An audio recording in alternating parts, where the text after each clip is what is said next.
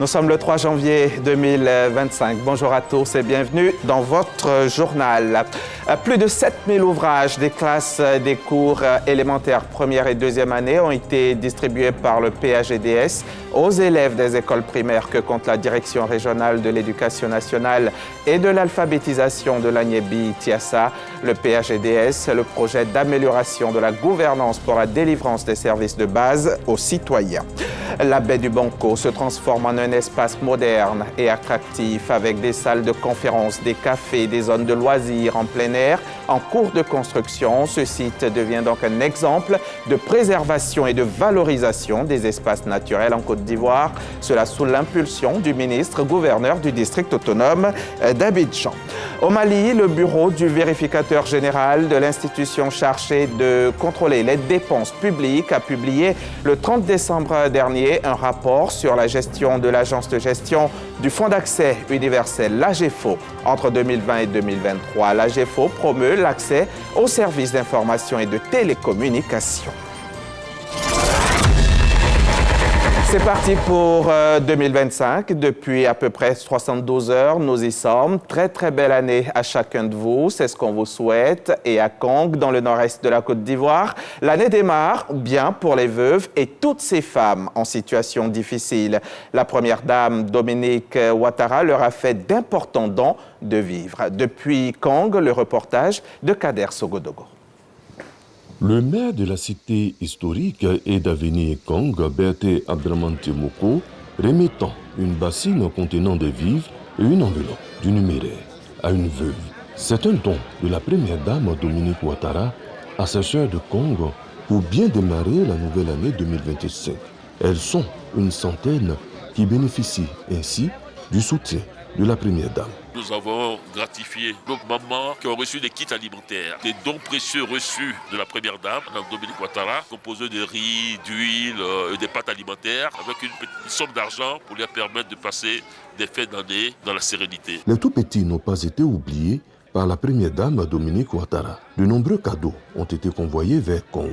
Cette cérémonie de remise de dons de la première dame s'est tenue en marge de la 4e et dernière session du conseil municipal de Kong au titre de l'année 2024. Les signaux sont positifs. Une bonne nouvelle, les commerçants pourront intégrer le nouveau marché de Kong qui est désormais opérationnel. Geste de la part donc de l'édile d'Abobo ici à Abidjan. Kandia Camara a offert 1 millier de kits alimentaires aux populations. Une action de solidarité pour souhaiter la bonne année aux habitants de la commune et tenter d'y renforcer la cohésion sociale.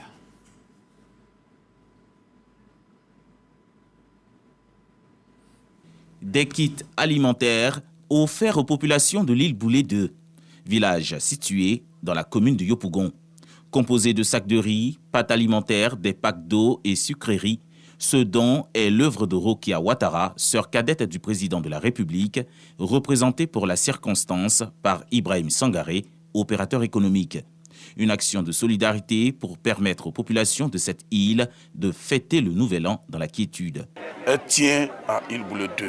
Ça nous fait quelques années, on est dedans et on va continuer. Et on n'irait qu'au bout. Nous demandons à la population de l'île Boulé, qu'il soit Yonikro, Seyikro, qui se donne la main. Cette île Boulé-là, c'est Dieu qui a décidé qu'il soit ici. Mais ce qu'elle leur demande de plus, c'est la paix, et l'amour et la cohésion sociale. La chefferie, dirigée par Emmanuel Kouaou, a, au nom des populations, traduit sa reconnaissance à la donatrice. Je tiens à dire merci à Maman Rokia pour tous les dons. Elle a pensé vraiment à les enfants de l'île Boulé à cette période de fête. On tient à lui dire merci. Que Dieu lui rende son sentiment. Pour la première fois, à chaque fois que l'île Boulé est en détresse, elle est toujours là pour nous soutenir. Chaque famille va avoir au moins un petit sac de riz pour fêter en paix. On tient à lui dire merci. Ce sont au total 5 tonnes de riz qui ont été offerts aux populations de cette île située dans la lagune ébriée. Un don qui s'est fait dans une ambiance conviviale.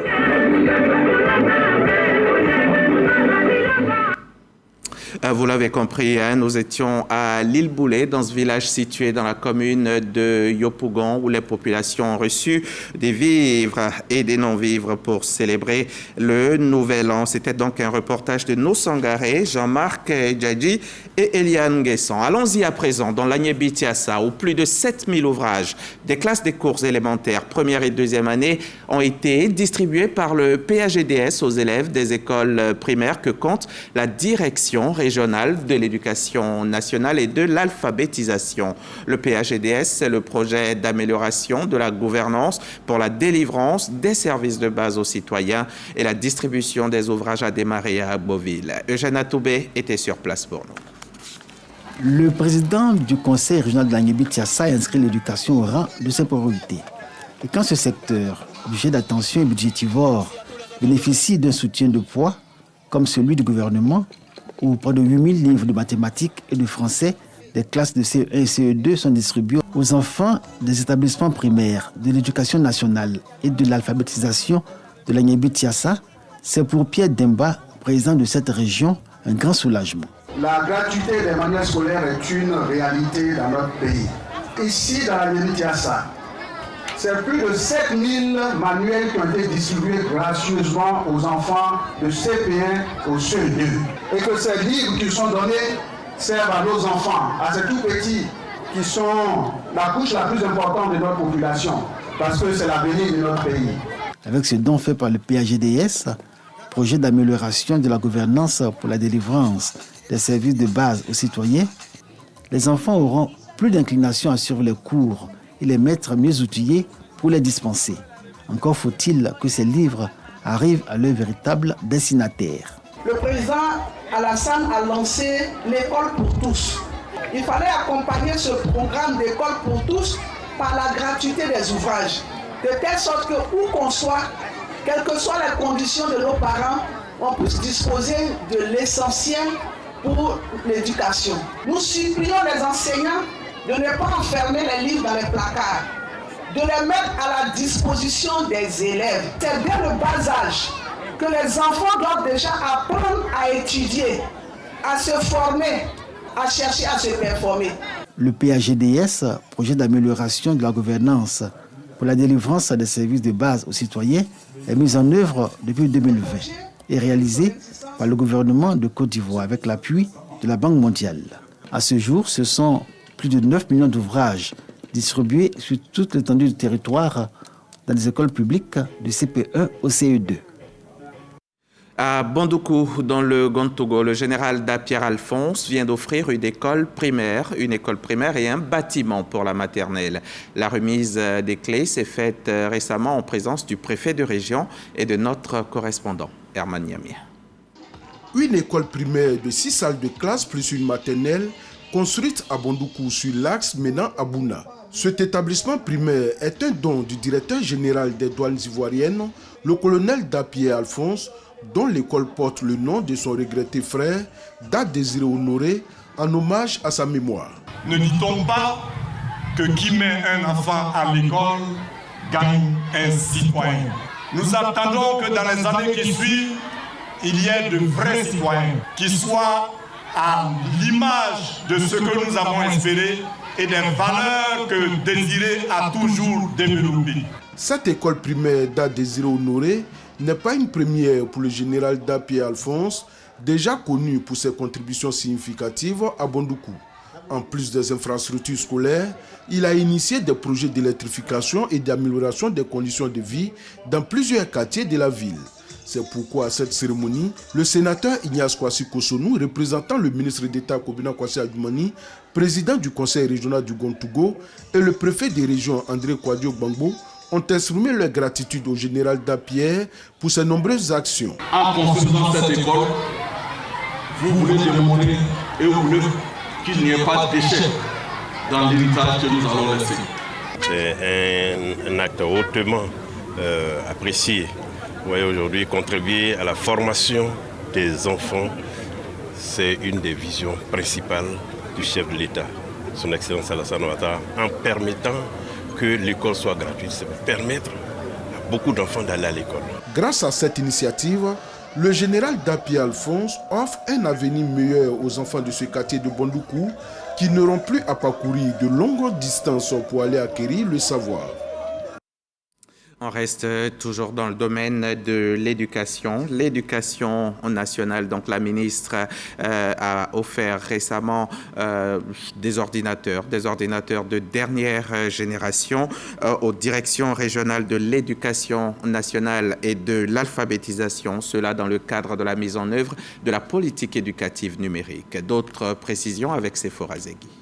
46 ordinateurs de dernière génération remis aux 41 directions régionales de l'éducation nationale et de l'alphabétisation DRENA. Le gouvernement, à travers cette action, ambitionne de moderniser le secteur éducatif et répondre aux défis de la digitalisation. Ces ordinateurs destinés au DRENA sont affectés à nos agents en charge de la collecte des données statistiques en région, les coordinateurs statistiques. Et je voudrais vraiment vous remercier pour avoir autorisé l'acquisition de ces ordinateurs.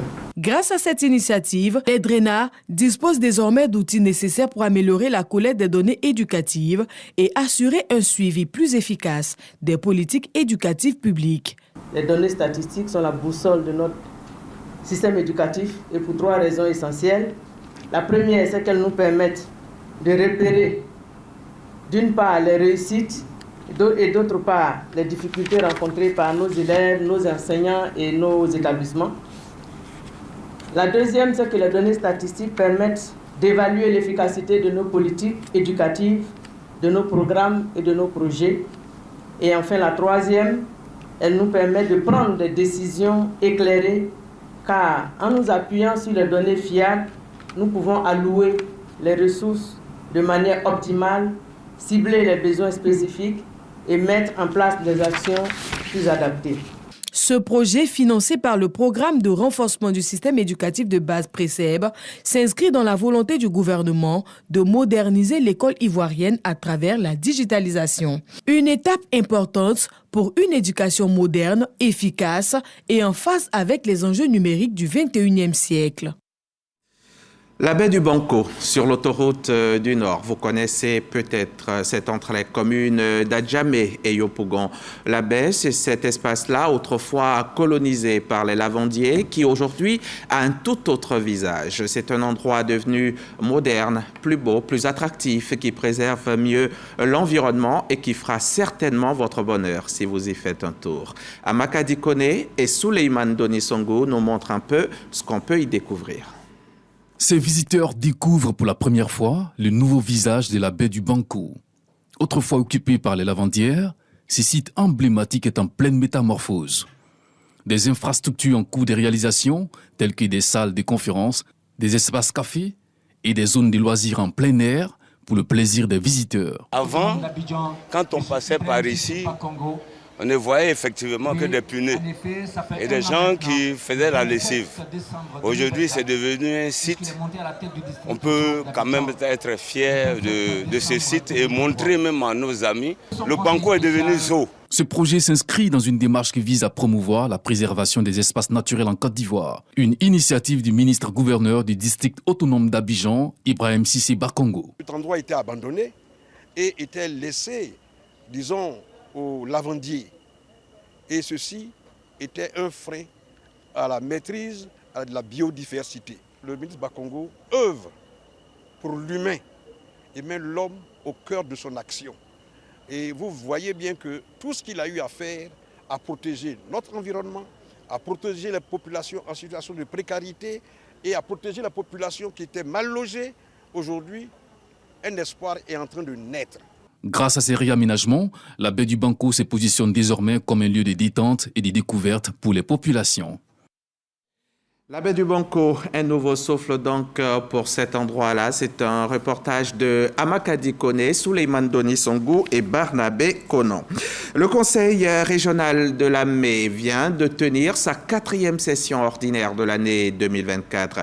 C'était à l'épée et cette dernière session a porté essentiellement sur le budget primitif de 2025. On va voir cela avec Jean-Marc Djedji. Le Conseil régional de la Mai tient sa 4e réunion de l'exercice 2024. À l'ordre du jour, l'état d'exécution du budget au 30 septembre 2024, les taxes régionales, le budget primitif et le projet de création de la microfinance. Après échange, les points soumis sont adoptés à l'unanimité.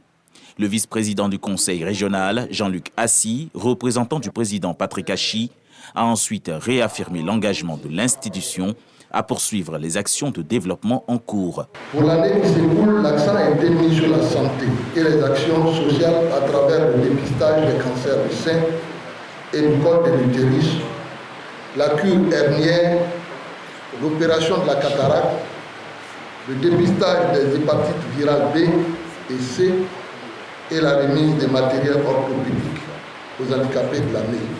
Pour mieux conduire les projets environnementaux dans la région de la baie qui se veut verte, une plateforme multi-acteurs est créée pour optimiser les différents partenariats en matière de développement de projets environnementaux. Le préfet du département d'Alépé, Jean-Firmin Dayoro, a félicité le conseil régional de Lamé pour sa proximité et sa contribution à l'amélioration du cadre de vie des populations. En désorganisant ces réunions et en ayant des représentations qui interviennent sur le terrain, le conseil régional de Lamé fait preuve de proximité et de réactivité. Cela permet à chacun de se sentir concerné et d'apporter sa contribution au processus de décision. Ensemble, nous pouvons donc renforcer ces partenariats au service du bien-être des citoyens et travailler main dans la main pour bâtir une région plus forte, plus unie et plus soudée. Cette 4e session du Conseil régional de Lamé a vu également la participation du comité économique, social et environnemental régional et la commission économie, budget et finances. Ils sont plus de 200, ces agents de la police municipale de Yopougon qui ont prêté serment cette semaine. C'était au tribunal de première instance de la commune et vous allez le voir, le juge leur a indiqué, à ces agents-là donc, qu'elle leur a indiqué leur mission. C'était en présence de Brouillapo, Gabriel Zani, Ami Sangaré, RTI. 233 agents de la police municipale de Yopougon ont prêté serment au tribunal de première instance. Ces agents sont chargés du maintien de l'ordre, de la sécurité et de l'hygiène publique. Il y a seulement un an de cela que le nouveau maire de la commune de Yopougon, à savoir le président Adama Bitogo, a pris fonction. Il était impérieux et impératif pour lui de faire prêter serment à ces agents parce qu'il considère que ces agents qui sont au contact avec la population doivent avoir certaines valeurs. Et il était important que le tribunal soit saisi et que cette cérémonie ait lieu. C'est une satisfaction totale pour tous les impétrants d'avoir pu réaliser cette cérémonie d'assermentation qui couronne, il faut dire, une des missions qui sont données aux éléments de la police municipale afin de mener à bien les actes légaux sur notre commune. Au service de la commune et de son premier représentant, ces agents devront gérer une population de près de 2 millions d'habitants. La communauté BT de Cocody a désormais un chef. Ernest Kazili-Kuyo a été investi cette semaine en présence de personnalités politiques et des notables sous la présidence du Premier ministre Robert Mambé-Begré. L'objectif affiché, c'est le renforcement de la cohésion au sein de la communauté. Reportage Julien Gogo dans un commentaire de Gabriel Zani. Chasse-mouche, canne, serviette blanche, couronne, vêtue de tous ses attributs. Voilà le chef BT pour tous les BT de Cocody. Ernest Kazili-Kuyo, investi chef de la communauté BT de Cocody, en présence des siens de la notabilité. Cérémonie placée sous le signe de la cohésion sociale et de la paix, elle bénéficie du soutien d'Éric Tabar, protocole du chef de l'État. J'ai accepté donc d'être le parrain tout naturellement, parce que je fais partie de cette association. Alcide Djedje, président d'honneur des associations des BT du district d'Abidjan et de la diaspora, invite à l'union autour du chef.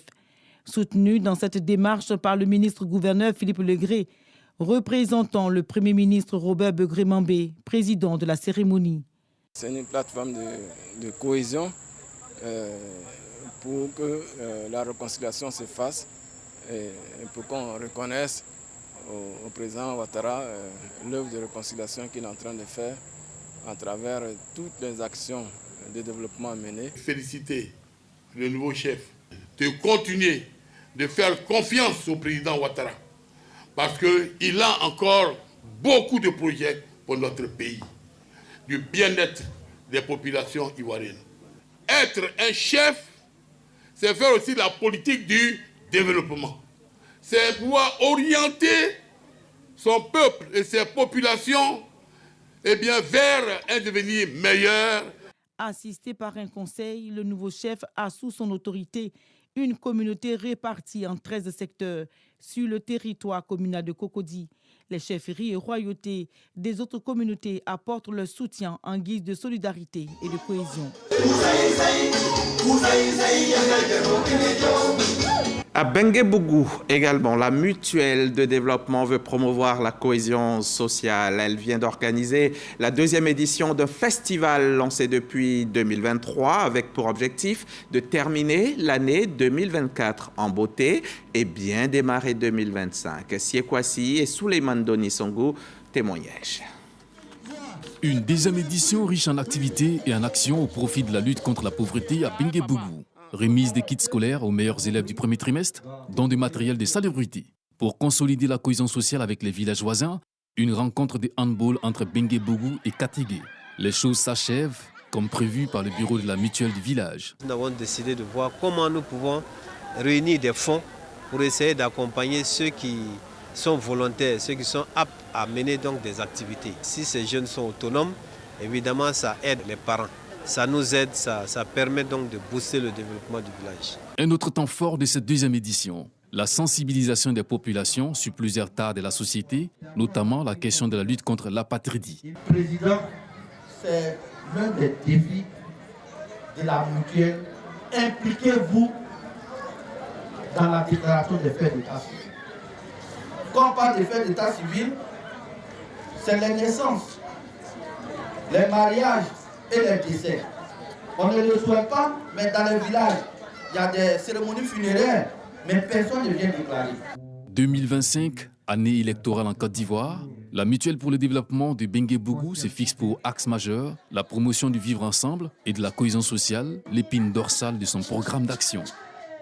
On part au Mali, où le bureau du vérificateur général, institution chargée de contrôler les dépenses publiques, a publié le 30 décembre dernier un rapport sur la gestion de l'AGFO, l'agence de gestion du Fonds d'accès universel, entre 2020 et 2023. L'AGFO promeut donc l'accès aux services d'information et de télécommunication. Elle est placée sous la tutelle du Premier ministre, qui en préside le conseil d'administration. Le rapport du vérificateur relève de nombreuses malversations pour d'importants montants que l'ancien chef du gouvernement, Choguel Maïga, aurait couverts ou dont il aurait même, pour certaines, directement bénéficié. Des révélations qui ne sortent pas aujourd'hui par hasard. Nous sommes vendredi et c'est l'heure du JT du sport.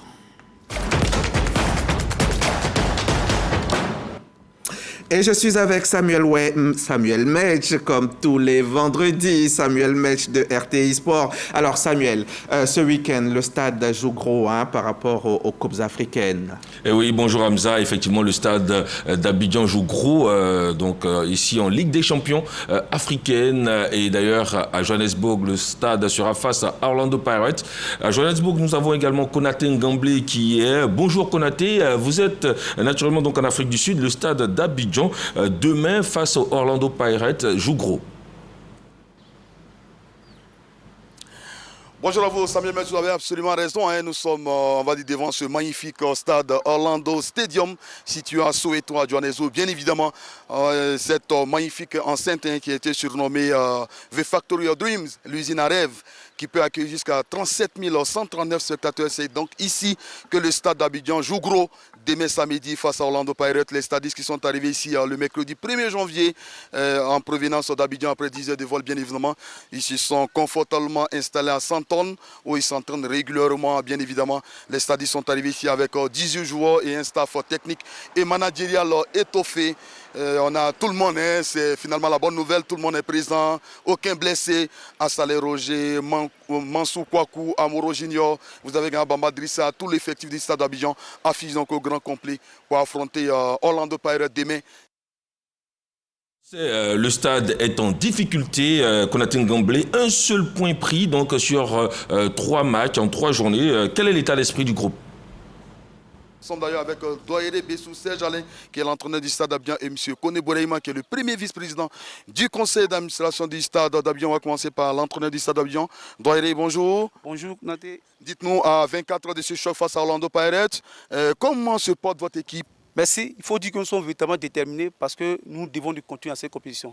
Et le seul gars pour continuer, c'est de gagner les 3 finales qui nous restent. À commencer par Orlando Pirates demain, ici en Afrique du Sud. Et après, je suis à Al-Ahly et Belouizdad. Avec tous les moyens que nous mettons à disposition le PCA et le conseil d'administration, nous devons, n'est-ce pas, de faire honneur au peuple ivoirien qui compte véritablement sur nous. Et je pense que vous pourrez compter également sur la petite communauté, hein, qui est non moins négligeable ici donc à Johannesburg. Alors Monsieur le Président, l'entraîneur l'a dit, ils veulent absolument continuer donc cette compétition-là. Je vais parler des joueurs et du staff technique. Vous, en tant que dirigeant du stade d'Abidjan, qu'est-ce qui est prévu? Est-ce qu'il y a une motivation particulière qui est prévue afin de booster les garçons, les amener à aller chercher cette victoire? Aujourd'hui, les joueurs ont toutes les primes payées. Et en plus, on n'a pas de blessés. Et vraiment, le moral est bon, ils sont bien logés, tout se passe bien. Et apparemment, bon, on doit pouvoir le remporter aujourd'hui. Demain après-midi, Inch'Allah. Et c'est ce qu'on souhaite aux stadistes qui doivent absolument gagner donc demain ici à Orlando. Tous les voyants sont donc, on va dire, au vert. En tout cas, les voyants sont ouverts et nous espérons cette victoire du stade d'Abidjan pour poursuivre l'aventure. Merci à vous et très bonne mission en Afrique du Sud. Si le stade joue sa survie dans la compétition, de son côté, l'ASEC Mimosa va devoir renouer avec la victoire ce dimanche donc au Félicia, stade Félix Houphouët-Boigny face aux Algériens de l'USM Alger. Le choc entre le premier et le deuxième du groupe C, tous derrière donc l'ASEC Mimosa. C'est à partir de 16h. Le match sera donc en direct. Qu'il faudra aller le suivre au stade Félix Houphouët-Boigny. Alors, voici pour ce qui concerne les Coupes africaines. C'est ça, on va également faire le point de la 15e journée de la Ligue 1, ici et donc à Abidjan. Et puis, le Boxing Day, ça a eu lieu, oui. Mais finalement, le leader a été battu. C'est la FAD. C'est la FAD, effectivement. La phase allée du championnat national de football s'est achevée avec le Boxing Day à l'Ivoirienne le 31 décembre dernier, avec encore une défaite du leader, la FAD, tombée 2-1 face à Iska. Malgré cette 3e défaite, le leader FAD du groupe donc conserve son fauteuil. Lanterne rouge, on va le dire, sont l'AS Denguélé et le RCA. Et durant ce Boxing Day, on peut noter donc les victoires de l'ASEC Mimosa face à la SOA, 3-1. San Pedro, le champion en titre, termine en beauté avec une victoire 2-1 face à Oza. Et puis le stade qui va donc demain jouer en Coupe africaine a battu le Lys de Sassandra 4-1.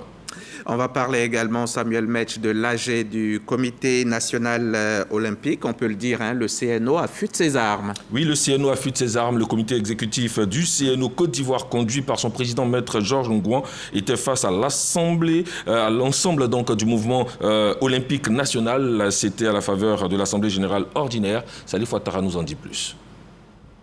Cette Assemblée générale ordinaire a permis de faire le point de l'exercice de la saison et de se projeter sur les défis à venir. Toutes les 28 fédérations olympiques existantes en Côte d'Ivoire étaient mobilisées pour prendre une part active au rendez-vous bilan de la saison 2023. Au soir des débats, Maître Georges Ngouan et son comité directeur ont récolté le quitus des fédérations olympiques avec 16 votes, soit 66,67%. Le projet de budget de fonctionnement et d'activité 2025, chiffré à 843 925 000 francs CFA, a été soumis et adopté.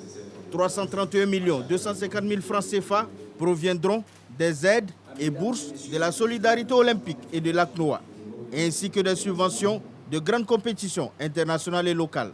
98 675 000 francs CFA seront dévolus aux 2 centres Olympe Africa de Soubré et de Sassandra. Nous avons des échéances prochaines qui sont très importantes, notamment les Jeux scolaires d'Alger, les Jeux olympiques de Dakar 2026. Tout ça fait qu'on est tous soudés pour que la Côte d'Ivoire soit mieux représentée et surtout très bien représentée. Nous allons faire des séminaires, nous allons apporter des soutiens matériels et financiers aux fédérations nationales. Des disciplines olympiques existantes en Côte d'Ivoire sont retenues pour les Jeux olympiques de Los Angeles 2028, à savoir le football américain, le cricket, le baseball et le softball. Et voilà donc, il faut le savoir pour la dernière actualité de ce vendredi, côté sport, c'est le ministre délégué en charge des sports, Adjemet Silas, qui a réaffirmé son soutien au comité paralympique afin de booster également donc tous nos amis des sports paralympiques. Vous aurez plus de détails au JT de 20h où cet élément sera donc diffusé en intégralité. Merci. Merci Samuel, merci beaucoup. Très bonne année. Bonne année 2025. Bonne année à vous, chers téléspectateurs. Bonne année à toutes mes équipes ici présentes. Ils sont nombreux en régie. Merci à Chonan Yeo qui gère tout cela. Merci au directeur Lanciné. Merci à vous tous. Je ne saurais tous les citer. Merci.